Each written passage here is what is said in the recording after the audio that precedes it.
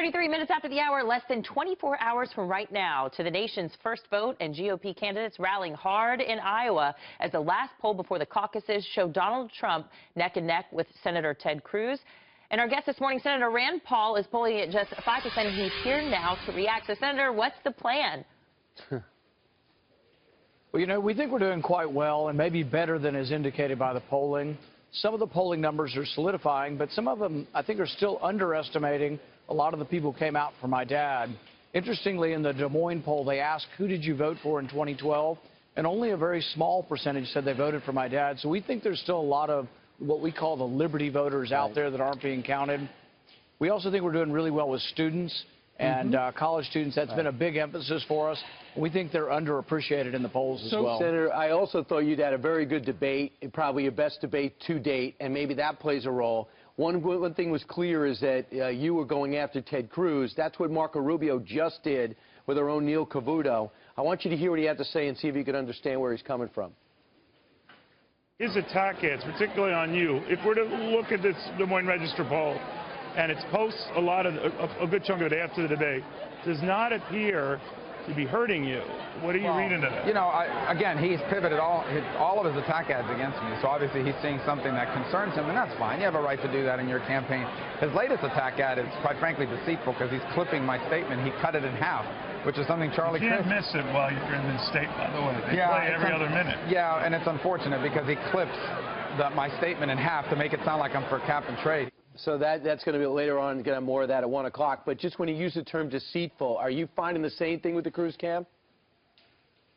You know, I think Cruz's problem is authenticity, and that's what I pointed out in the debate. Particularly on the immigration issue, he says, oh, everybody's for amnesty except for him. But it turns out he was for a form of legalization during the debate. Also, our people are very upset with him for not showing up to vote for Audit the Fed. I worked on this bill for 5 years. We've been working on it probably for 10 years. Took a long time to get a vote, and he was the only Republican that missed the vote. I think that's going to hurt him with the liberty contingent of voters.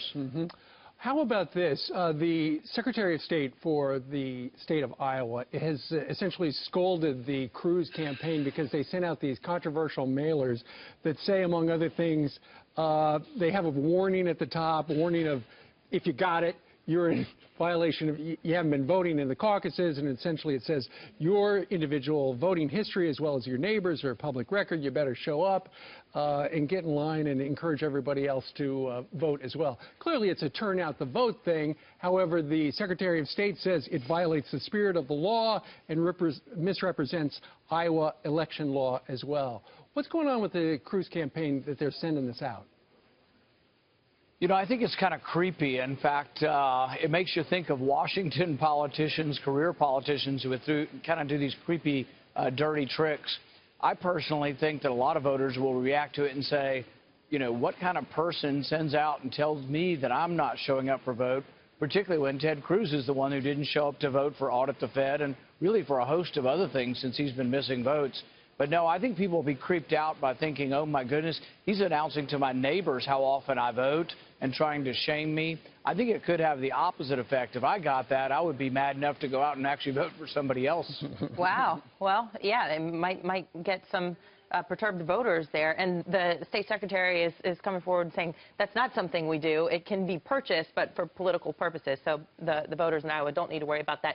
Senator Paul, the Iowa caucuses are unique in that neighbors go and they actually can sway one another while they're debating and standing up for their candidate. What are you doing to try to get your supporters to win over other supporters? As we know, many Iowa voters make up their mind at the witching hour.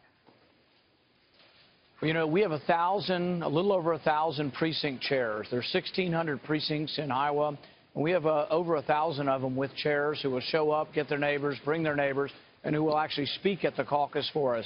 The other secret weapon we have is I have a bunch of college kids making phone calls. They've made 1 million phone calls in Iowa. Wow. We think there's really a chance that we can way outperform the polls and surprise some people on Monday, and we're hoping for it. Okay, we'll give you 30 seconds. Your closing argument for the folks out in Iowa. Why should they caucus for you?